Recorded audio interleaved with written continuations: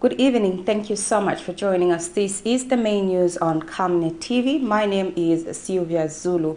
Here are the top stories making headlines in our news tonight. 28-year-old MATERO suspected criminal gang leader nabbed. Late Lieutenant General RONALD SHIKAPWASHA'S wife denies a murder charge. PF demands transparency in Vidata resources deal prior to resumption of KCM operations. In international news, Kenya's death toll from floods passes 200. And in sports news, Oriental QUARRIES unveils 10-bout boxing tournament for August 10th. I will be back with the details shortly after this break. Enjoy the benefits of an instant loan with us ranging from 1,000 kwacha to 750,000 kwacha paid express once collateral is viewed, valued and verified. Call us on 0763 595 359 or 0779 432 993. Classified Financial Express, here as your financial friend.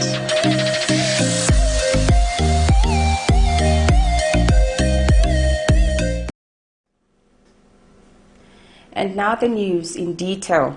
Some Lusaka residents have welcomed the initiative by Lusaka City Council to install streetlights along Freedom Way. Some of those spoken to by Camnet News say the installation will enhance security in the central business district where nighttime criminal activity is prevalent.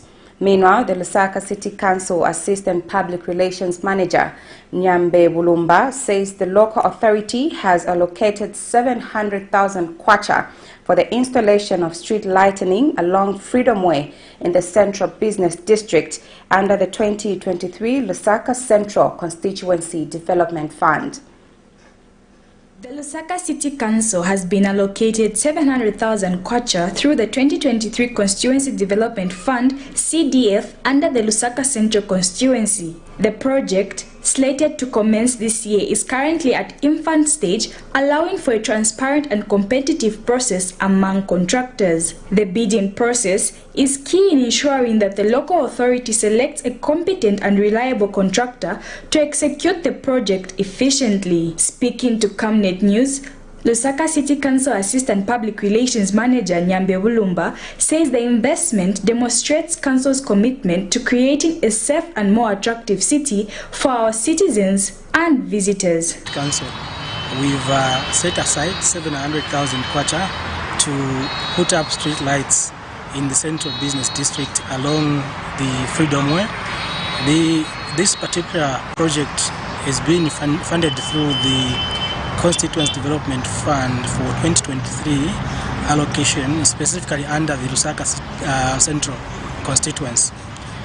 Once this project is done, then we'll be good to go because the Central Business District and businesses around, including members of the public, will have security. Mr. Bulumba says once fully installed, the streetlights will not only beautify the CBD but also provide enhanced security for businesses and the general public. We have since placed the project under tender procedures to ensure that we select a competent contractor to undertake this particular project. Are maintained from time to time, but then the problem has not really been the council not maintaining this particular project, but the members of the public who have continued from time to time to vandalize these particular projects, and also others are stealing ZESCO, be it solar cables that are lighting up such street lights. So if members of public can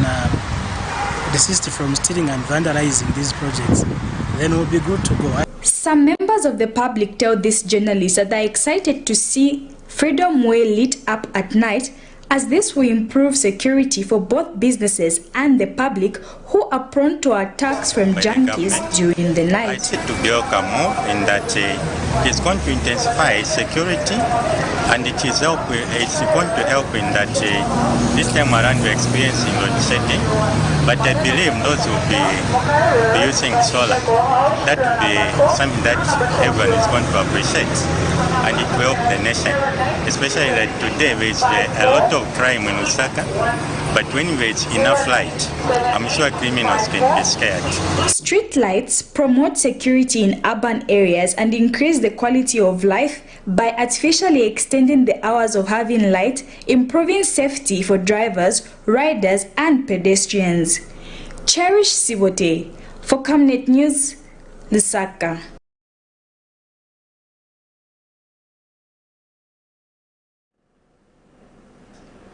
A 32-year-old man of Lusaka's Kanyama compound has been admitted at the University Teaching Hospital for more than 2 weeks without family members showing up. Matthews Mwamba was apparently brought unconscious from Kanyama Level 1 Hospital to UTH on April 22, 2024. This situation has led the UTH Public Relations Officer, Nzeba Chanda, to appeal for assistance in identifying the patient.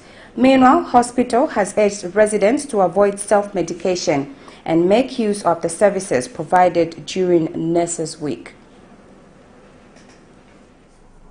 Life unfolds within these walls, stories of healing, hope, and sometimes those lost in the shuffle. Matthews Mwamba, a 32-year-old man of Lusaka's Kanyama compound, has occupied his bed, brought here unconscious 2 weeks ago. His journey to recovery faces a chilling obstacle.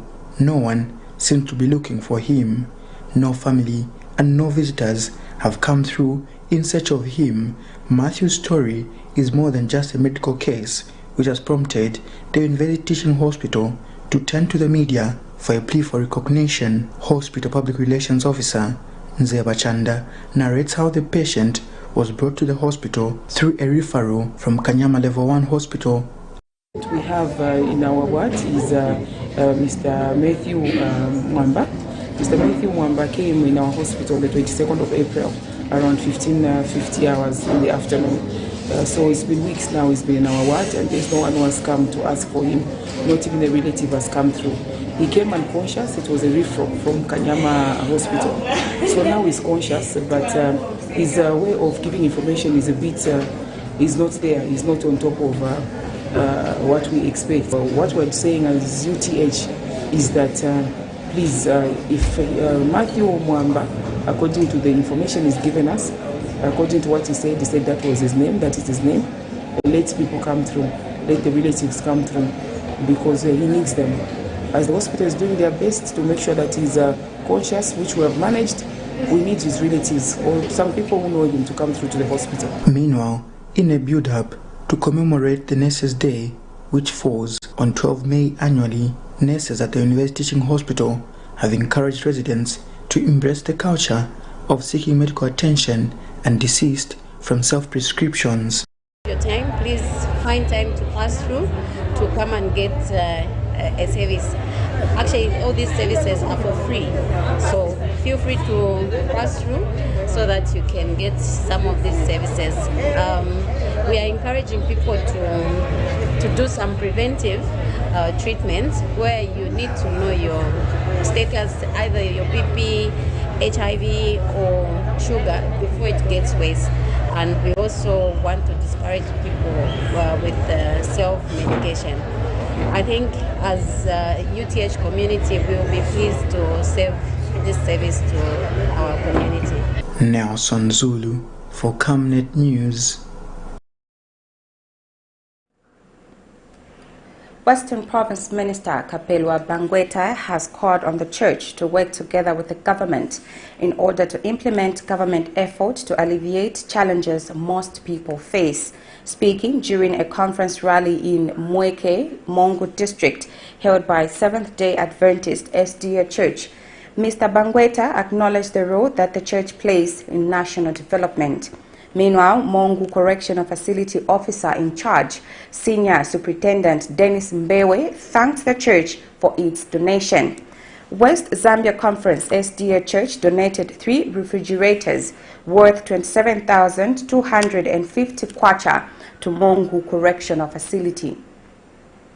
West Zambia Conference SDA held its conference rally in Mweke campsite in Mongu District of Western Province under the theme, "I will go serve the community with a difference." Opening the conference, Western Province Provincial Minister Kapiromba has called on the church to work together with the government in order to implement government effort to alleviate challenges most people face. Speaking after opening the conference, West Zambia Conference SDA Church donated 3 refrigerators worth 27,250 kwacha to Mungu Correctional Facility. The minister further urged the correctional facility officers to put the donated item to good use. We would want to encourage you to continue with that spirit of service to the vulnerable. I've been requested to say that the items should be put in the area where they ought to be and not elsewhere. And to those who have the opportunity to do skills while here, please make use of the time, because there are a lot of opportunities now outside through the CDF. So let's make use of those opportunities wisely. West Zambia Conference SDA Executive Secretary Pastor Kayongondala has this to say. As a church, we collaborate with government, trying to alleviate the trouble that we find in society through whatever we are able to do as a church. But as a cooperating partner, we know that we have our share also to help the government in saving our people. These mothers donate their little, the little that they have out of their poverty, to make sure that others who are so vulnerable, maybe more than them, are also helped. But as a church here in Western Province, we always, almost every year, provide some help, especially to the prison, and I should think that we have adopted the prisons. Meanwhile, other notable speakers are Rachel Mwisia, West Conference President, Mungu Correctional Facility Officer in Charge, Senior Superintendent Dennis Mbewe, and the inmate representative appreciated the gesture, saying it will go a long way in mitigating some challenges the facility is going through. Kacha kututaka chona liku musali kimutusi chona isingi mutusi kamanyalo kono musali ibe mutusi ibe mwanaha ibe mwalapa nukaka sali wabatusa kueleza mina babula bana kumieleza kuli sikasa sikaluka alwezeni handi. We really appreciate you, sir. Shouldn't tie up broadcast mothers. You have been always a friend. Wherever we are in need, we learn to you, and that should continue. Register our most sincere gratitude for this help that you have extended to us. It will go a long way in helping us as inmates.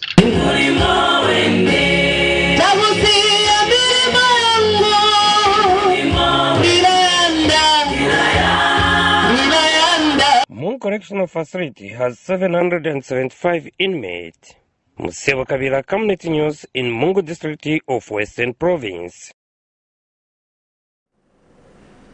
The Zambia Medical Association, ZMA, has urged the National Health Insurance Management Authority, NEMA, to effect measures that will prevent the insurance scheme from insolvency given the low revenue collection by the authority.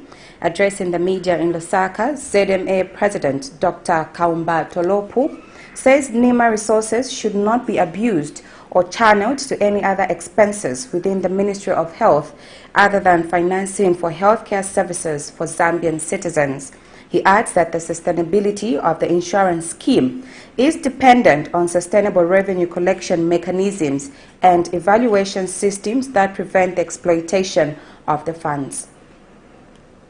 The decision by government to revert the National Health Insurance Management Authority, NEMA, back to the Ministry of Health from the Ministry of Labor and Social Security has been a matter that has attracted public discourse among many citizens and interested stakeholders across the country, with varying concerns arising from different parties on which is the befitting ministry to have the insurance scheme placed under. The Zambia Medical Association has however raised concern at the financial sustainability of the scheme, given the low revenue collection by the authority, especially from the informal sector. Speaking at a media briefing in Osaka, Monday 6th May 2024, ZMA President Dr. Kaumbu Tolopu has advocated for strict measures to be effected to prevent the insurance scheme from insolvency, as currently the scheme has more beneficiaries than contributors. He adds that the Ministry of Health should promote stakeholder engagements to garner support for NEMA to meet its objectives.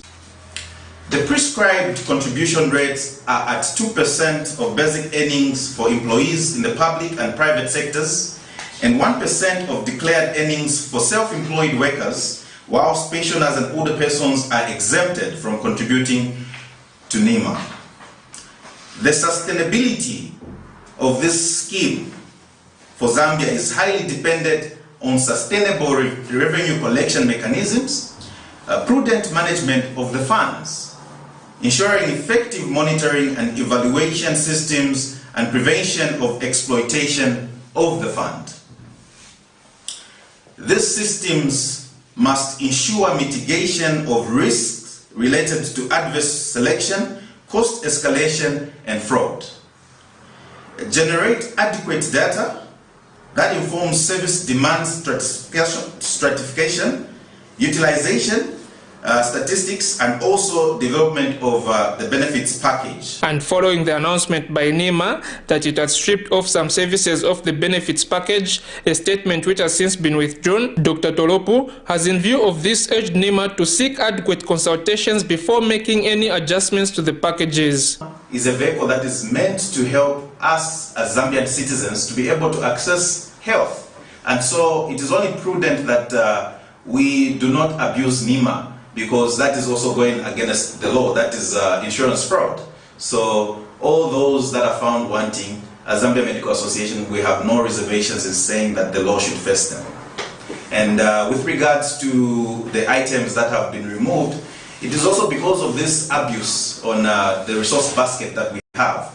So in trying to ensure that there are certain services that are maintained, we've seen that there's these caps that have happened, which for us we do not agree with. We believe that there are alternative financial pathways in which NEMA can raise funds, and also that it is important that NEMA should be able to consult before they actually amend any benefits package. The Zambia Medical Association has further advised the insurance scheme to pursue alternative ventures that will sustain NEMA's financial capacity to meet the demand of health services in the country. Chanda Mwango in Zambia. By leveraging on the ministry's expertise and resources, NEMA can enhance membership, develop comprehensive benefits packages, ensure efficient fund management, and promote good governance. In order for this to be done, we believe that NEMA must be prudent in handling its resources and ultimately reducing health disparities and improving health outcomes for all Zambians will be achieved. We commend the efforts of the government towards achieving the Abuja Declaration health financing target of 15% of the national budget. We believe that NEMA will play a critical role. Chanda Mwango for Camnet News in Lusaka. Ruling UPND National Youth spokesperson Phineas Pumulo says the UPND administration is working hard to ensure that no one in the country dies of hunger amidst the current El Nino drought.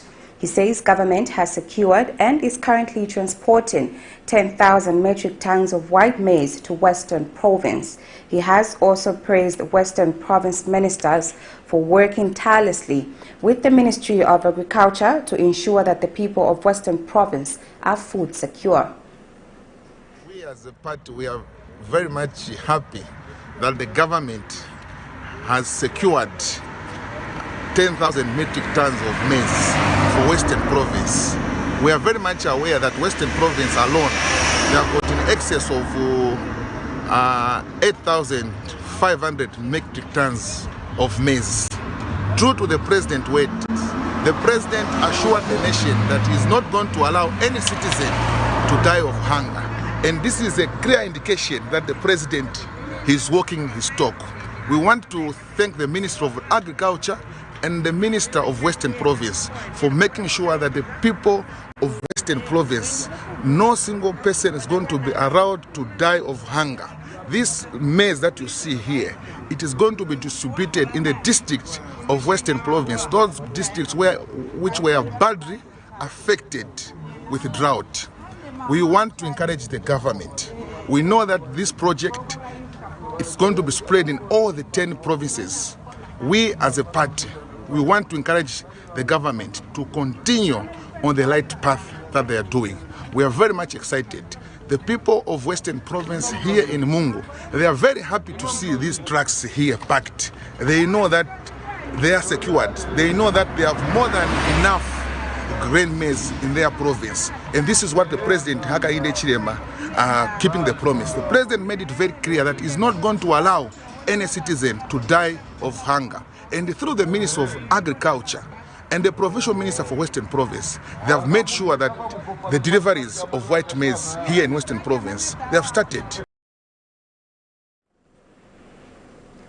Residents in Lusaka's Kalingalinga compound have bemoaned the recent electricity tariffs increase by the Energy Regulation Board, especially amid the current power deficit the country is facing. In an interview with Camnet News, one of the residents, Boyd Mwenda, a welder, has lamented having to buy power at an exorbitant price without fully utilizing it for his business operations, owing to the long hours of load shedding the country is experiencing. Meanwhile, Small Medium Enterprise Association of Zambia has noted with concern the detrimental impacts of this development on SMEs, further calling for measures that will at least complement their needs despite the power deficit being experienced. Effective 1st May 2024, the Energy Regulation Board ERB announced that it had approved the proposal by power utility company ZESCO to increase electricity tariffs for retail customers. This development has been received with mixed reactions among citizens across the country, especially small-medium enterprises whose business thrive on electricity, as this to them meant buying more expensive power while being subjected to load shedding, which has already distorted their daily operations. Given this predicament, residents in Lusaka's Kalingalinga compound have bemoaned this increase that will seemingly make it even more hard for them to survive, especially amidst an already biting economy. Speaking to Camnet News, Royd Mwenda, a welder, has lamented the ordeal of having to buy expensive power and still being load-shedded. He adds that this development has proven difficult for him to navigate through and survive, as he has little or no business at all. Timing wazatuza yazaenda pa time yaso, for example wazakamba yazaenda 6:30 but tiwa late pa time yafuko bwelera hapo si time ya watu pass then tambira tuwafuna ikira futi maraiti so manje tizasebenza bwanji maweudasi tipe mpako ku government kuka chitandize nisebafana wafana kulizapeza bwanji drama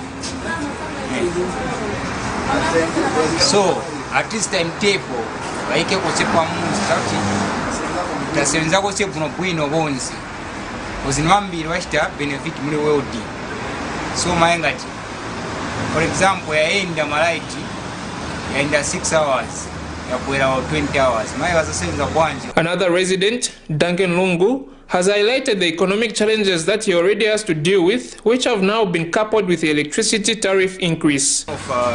Magaizi wane washita depend pali power, it being fabrication mzio. Kulina wenangu wana sense power alone, and then even at the greater area, malaiti mwane yaindera na schedule planning mwane yaindera mwane wakatingira mwane yabwerera ipeze kati kulitemene yabwera usiku, so we fail to mitigate na mane muntu afunka sevenze, and then all of the sudden inamvera chati futi waikira futi tariffs the way mane watukulisira malaitas in units to make matters worse futi kuli load shedding. So I don't know the load shedding here, then again futi wake up of tina na matariffs are really high. Tizo watizibe manzi drought ya mene ya utimvula yenze ingono, but munga kuno ukalingalinga as one of the industries where Lusaka depends yenzo pemba ko put if possible but the beef up security in macombons so that we are given electricity from morning.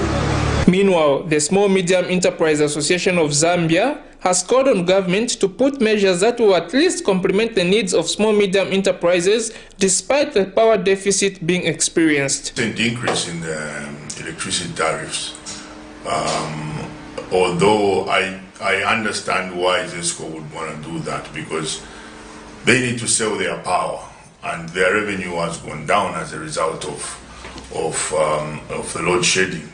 Their business is into selling power, but the increase in the tariffs will definitely affect the small businesses and small to medium enterprises, because some of them rely basically on electricity for them to function. Like you can see now, I'm unable to function, so I have to crank up a genset for me to work. So that would really definitely adversely affect not just small businesses but also the economy. Chanda Mwango for Camnet News in Lusaka.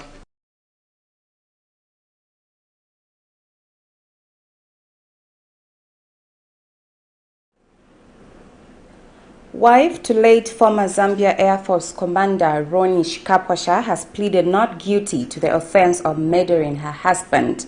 Jane Lusengo, 72, is facing one count of murder, contrary to Section 200 of the Penal Code Chapter 87 of the laws of Zambia. Allegations are that Jane Lusengo allegedly murdered her husband, Ronnie SHIKAPWASHA, on January 15, 2024. Wednesday, 20th March 2024, the Lusaka Magistrate Court committed the wife of the late Ronald SHIKAPWASHA to the High Court for trial. Jane Lusengo, 73, is linked to the death of Zambia's finest fighter jet pilot, Ron SHIKAPWASHA, whose demise to date has more questions than answers. However, appearing before Lusaka High Court Judge Concepta Zulu, the 73-year-old Jane denied killing her husband, retired Lieutenant General Ron SHIKAPWASHA. After Judge Zulu read the charge, murder accused pleaded not guilty to one count of murder, contrary to Section 200 of the Penal Code, Chapter 87 of the laws of Zambia. In this matter, Jane Lusengo, wife to the late Ronald SHIKAPWASHA, is alleged to have shot her husband at their Ibex residence on 13th January 2024 in Lusaka. The accused is said to have killed her husband using a double-tap shotgun at their home. The accused was arrested on the 19th of January 2024 and appeared on March 20th at the subordinate court, where the matter came up for explanation of the charge. According to a police statement, at the time, Lieutenant General Ron SHIKAPWASHA was rushed to Mainasoko Military Hospital and later died on Tuesday, January 16th, 2024. Trial in this matter is scheduled for 9th of May, 2024. Nelson Zulu for Camnet News, Lusaka. We now take our first break. I will be back with more news. Stay glued. Are you looking for a reliable and efficient courier company with international standards? Then let UBZ Courier, your trusted partner in swift and secure deliveries, be your ultimate choice. Whether it's a small package or a hefty consignment, UBZ Courier handles it all, locally and internationally. Our modern call center ensures personalized attention for every client. For seamless deliveries within Zambia and beyond, trust UBZ Courier. Call us now on +260 763 062 680 or visit us at plot number 15 Mwapona Road, Woodlands, Lusaka, Zambia. UBZ Courier, a world-class brand that can be trusted. Potatoes, the unsung heroes of flavor. From crispy chips to creamy mash, potatoes are the versatile superstars of your kitchen. Grown with love by our dedicated workforce drawn from around the community of Palavana. Savenda Farm's commitment is to see to it that we have potatoes that are grown right, healthy, big and tasty. For that quick fix or big celebration or that meal that brings family together, top chefs rely on the Savenda potato to create culinary masterpieces. And for others, it's that icebreaker to a delightful conversation. So, embrace the magic of Savenda potatoes. They're not just a side dish, they're the heart and soul of your kitchen. Savenda, Save nations, develop Africa.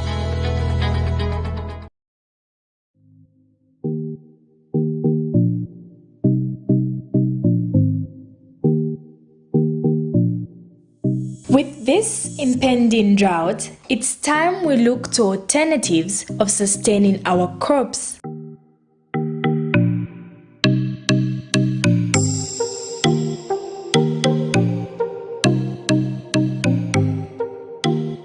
We as ISDP are promoting irrigation and water harvesting as the solution to challenges posed by climate change.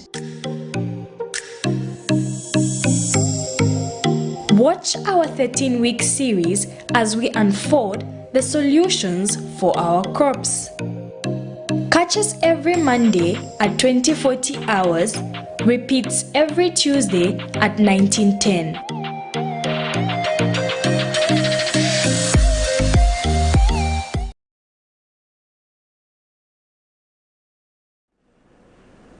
Thank you so much for staying with us. We'll now continue with more news. A 44-year-old brave Nyirenda, a security guard at Kabwe Central Baptist Church, has been left with serious head injuries by 6 criminals who broke into the church building last night around 02 hours.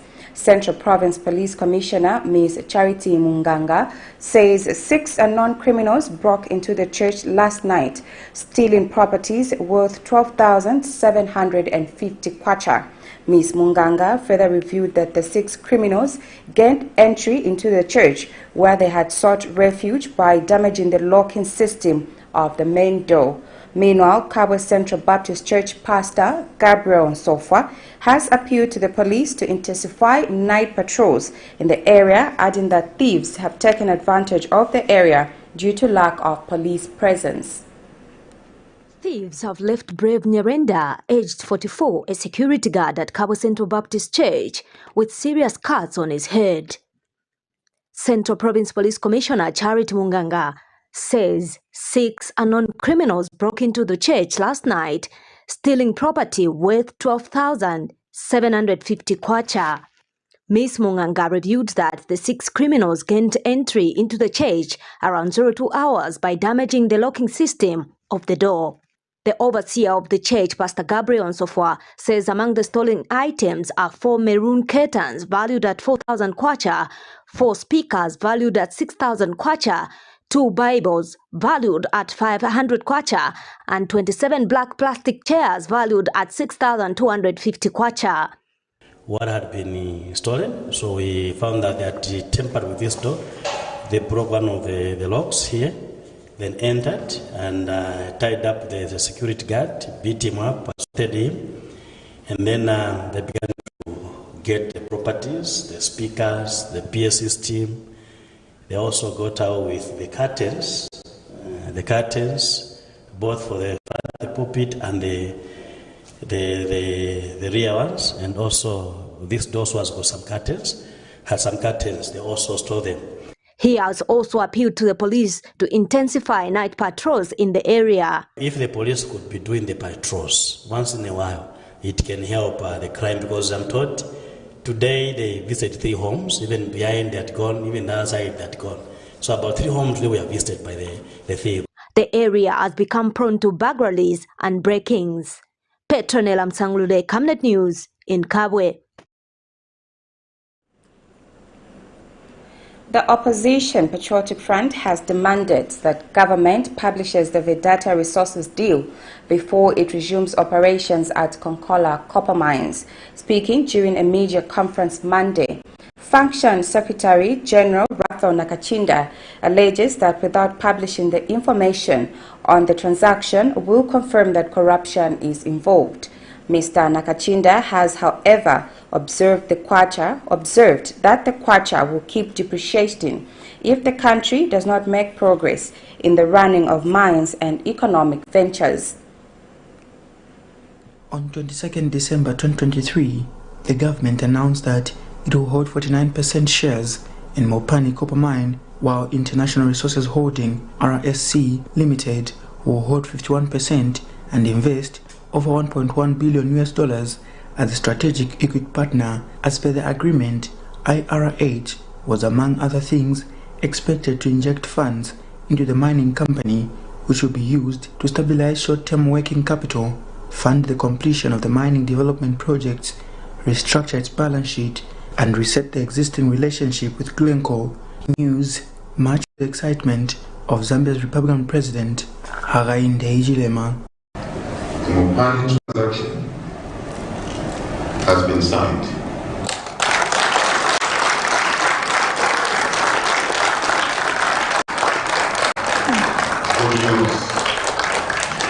Mopani, KCM, Shaft 28, 1.5 billion in Shaft 28,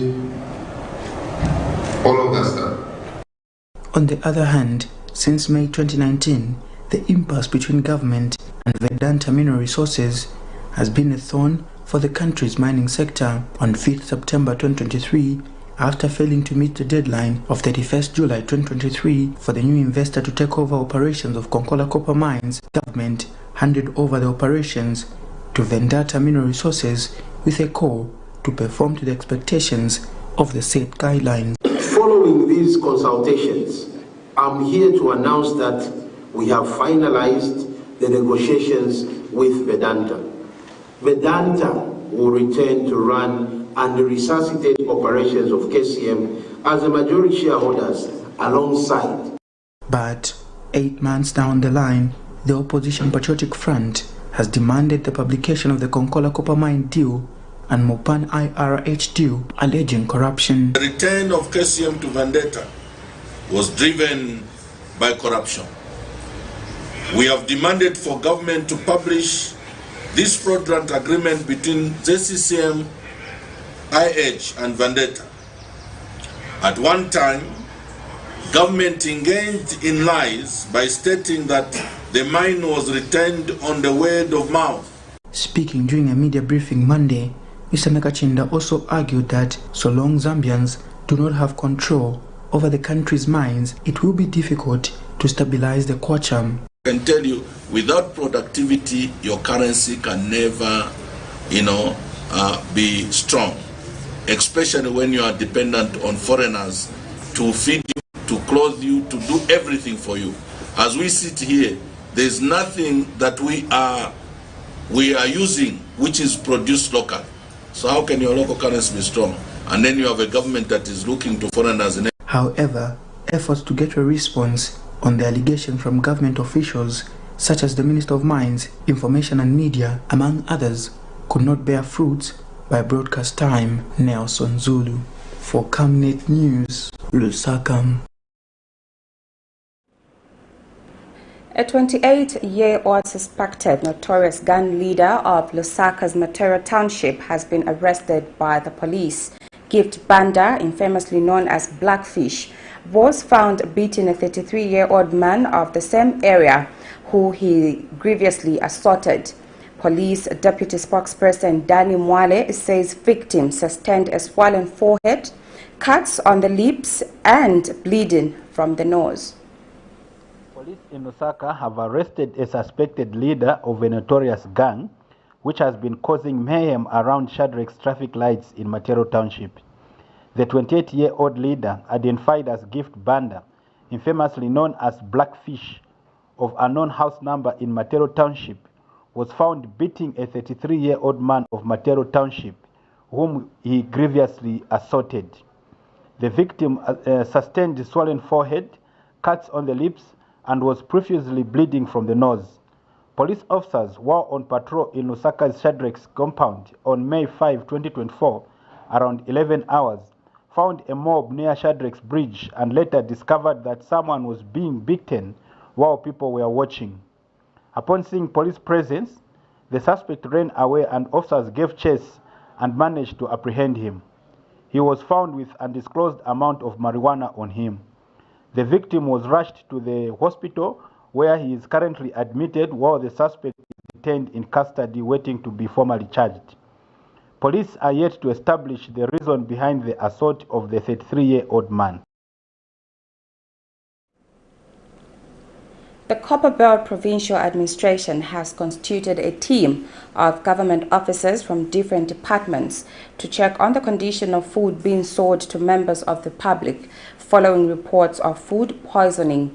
Copperbelt Province Permanent Secretary Augustine Kasongo says the action has been taken as a result of the food poisoning incident which happened in Chililawombwe, where some members of the public suffered from food poisoning. A team of experts from diverse government departments have been directed to conduct a food condition checkup to deter food outlets and stores in Ndola from selling expired foodstuffs. Copperbelt Province Permanent Secretary is saddened by the situation. We have observed with serious concern on the issue that happened in Chitawombwe, where our citizens had some food poisoning. So arising from that, we have engaged the district, the DMMU, the regional coordinator, together with the provincial health team, the public environment, Ministry of Fisheries, Agriculture, and the council to start inspecting most of these outlets, checking for expired dates on the foods that they are displaying on their shelves, and also ensuring that the wholesalers also do not sell these expired foodstuffs to the retailers, who are in turn selling to the retailers, and eventually the foodstuffs getting to the consumers. Copperbelt Region Disaster Management and Mitigation Unit Coordinator has highlighted the need to take precautionary measures to avoid food poisoning. So for us as DMMU, we have brought these people in, part and parcel of our mandate of the disaster risk reduction activities, of which we wouldn't want our people here in the Copperbelt, in whichever way, in whichever case, to be food poisoned anywhere, wherever the people provide their foodstuffs. So today's activity is an activity which you'll be able to see being rolled down there to the rest of the other districts in our province. Ndola City Council Health Inspector has since sent warning to would-be offenders. I want people to be on the lookout when it comes to food safety, because we have the law that backs us. Food Safety number 7 of 2019 speaks and guides us, okay, of food that needs to be sold to consumers. Okay, and our mandate as local authority, as health inspectors, is to make sure that we prevent diseases. We suppress diseases by ensuring that people consume food that meet the standards. And to all those that own food establishment, the message is clear to you. Do the right thing and make sure that you sell food to public which meets the standards. To avoid seizure of foodstuffs by health inspectors, there is need by people dealing in food business to follow the laid down procedures of handling food before selling it to the public. Jacqueline Moba, Zanis, in Ndola. We now take our last break. I will be back with some international stories as well as sports news. Water is life. Each drop counts and each must be cherished. Our tried and tested product meets all international standards. With our smart drip technology, we aim to deliver precision irrigation designed to reduce blockage and wastage, ensuring a high yield. RenGlow, your smart irrigation partner. Get all the latest updates in court news only on Camnet TV. We take you and make you feel part of the court sessions through our in-depth coverage of the adjudication process. Get informed on those who have been arrested, delayed and denied the police bond or bail victims, persons taking plea, court adjournments, verdicts, and those administration issues in the judiciary. Camnet TV is on channel 274 on DSTV, channel 25 on GoTV, and find us on channel 106 on Topstar. You can also follow and give us a like on our social media platforms. Camnet TV, not just another channel. Welcome back, and now for the rest of the news. In international news, the death toll in Kenya's devastating floods has risen to at least 228. 72 people are currently reported missing and 164 have been wounded. The government spokesman Isaac Mwaura said that more than 223,000 people have been affected by the floods. Authorities continue to enforce the evacuation order that was issued on May 2nd. The death toll in Kenya's devastating floods has risen to at least 228. The government spokesman Isaac Mwaura said Sunday that more than 223,000 people have been affected by the floods. Authorities continue to enforce the evacuation order that was issued on May 2nd. In Nairobi County alone, 163,210 residents have been evacuated from riparian areas as the government arranged alternative accommodation. This figure accounts for forcible or voluntary evacuations. Isaac Mwaura insisted that the country remains safe for tourism. This comes after holidaymakers and staff were evacuated from the Masai Mara National Reserve in southwestern Kenya last week. Weeks of heavier than usual seasonal rains, compounded by natural weather phenomena such as El Niño and naturally occurring climate systems such as the Indian Ocean Dipole, have caused chaos across East Africa. Chad goes to the polls on Monday in its first presidential election in 3 decades. Originally scheduled for October 22, the election was postponed, sparking protests quashed by security forces. The vote marks the Sahel region's first presidential election since a series of coups. Mohamed Idris Deby, despite facing a spirited opponent, holds favor for victory. It pledges security, law enforcement, and energy enhancements. Polling begins at 7 a.m. with 8.5 million registered voters. Provisional results are due by May 21, final by June 5. A runoff is slated by June 22 if no candidate secures over 50% of the votes. Away from the hustle and bustle of the busy Ugandan capital, Kampala, tourists are getting a taste of the real Uganda in rural Mukono. At the heart of it is a 30-year-old woman. Statistics have shown us that the tourist who comes to Uganda always wants to first, to also, as they're having game park drives, safaris and all that, they would also want to have a feel of the culture, of the culture of the country, to know the people, to eat the local food. Visitors at the Ewafe Cultural Village are given an immersive experience of the traditional and cultural norms of the Baganda people. For Aisha Nabwanika, the unique concept is a dream come true. In sports news, Oriental Quarries Boxing Promotions has announced a 10-bout boxing tournament scheduled for August 10th, 2024 at the government complex. Christopher Malunga, the manager of OQBP, expressed excitement about the tournament, highlighting the presence of skilled fighters from both local and international backgrounds. Malunga encouraged fans to attend in large numbers, emphasizing their past enthusiastic turnout. Meanwhile, David Mwale, the main bout contender, shared his preparations for his coming fight against Martin Clarcleve from Benin, stating that he has been diligently studying his opponent and getting ready for the match. The Oriental Quarries Boxing Promotions have announced that they will be having a 10-bout tournament on the 10th of August 2024 at Government Complex in Lusaka. Speaking during a media briefing Monday morning, Oriental Quarries Boxing Promotions manager Christopher Malunga says the tournament has been approved by the World Boxing Council and all is being put in place in readiness for the tournament. Mr. Malunga says the tournament will have international competitors from Malawi, Congo, Benin, and Tanzania. Which needs to be done for this tournament to take place. And I'm very happy that our driving power, which is Kung Fu and trade kits, are still with us. I know that Copperbelt is still with us, Topstar is still with us, and I know that ZMBC, they've got the right to televise the fight. I don't see any problem.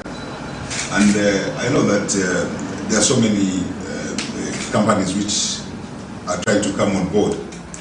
And I can assure you that the budget will be met. We announced the budget last time of 900 plus, but because of the change of the dollar, so the budget might change. He reveals that the tournament will see Lolita Muleya face Catherine Muliata and Oriental QUARRIES director Ahmed Sadi face Donald Kampamba in a 4-round heavyweight match. Mr. Malunga adds that following the security breach that occurred earlier last month, the police have lodged investigations into the matter and are yet to give feedback of the arrested individuals and promised funds that come August, the precedence will not repeat itself. One wanted to fight Lolita Muleya at one point, but at a certain point the fight did not go on.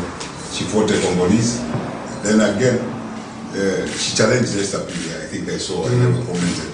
She challenged Esther Pili. We could see that camps were arguing, but I felt that it is very, very important that the fight takes place between the two boxers, Catherine Muliata and Lolita Muleya. So this fight is going to be the only female bout, and I think it needs support for to take it up, and I will move forward to make sure that the culprits are brought to book.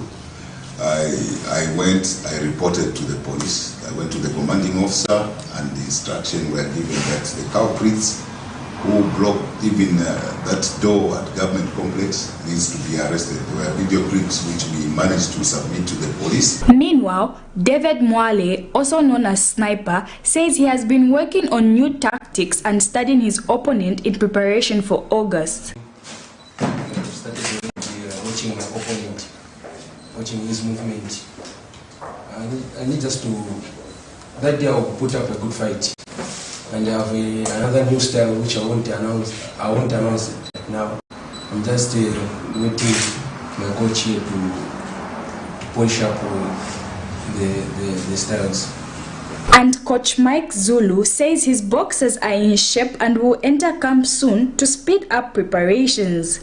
I'm sure here my colleague, the manager, who is in charge of the administration and everything, we are going to go into a meeting today with the director so that we make sure that these guys they go back into camp immediately. I think by next week, Monday, they must be into camp so that we start now to get ready for the fight.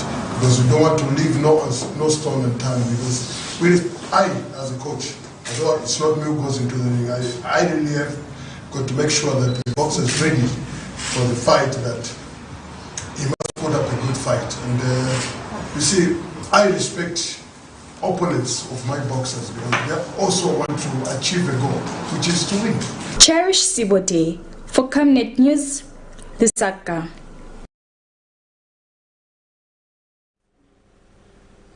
That's it for our main news tonight. Here's a recap of the stories making headlines. 28-year-old MATERO suspected criminal gang leader nabbed. Late Lieutenant General RONALD SHIKAPWASHA'S wife denies murder charge.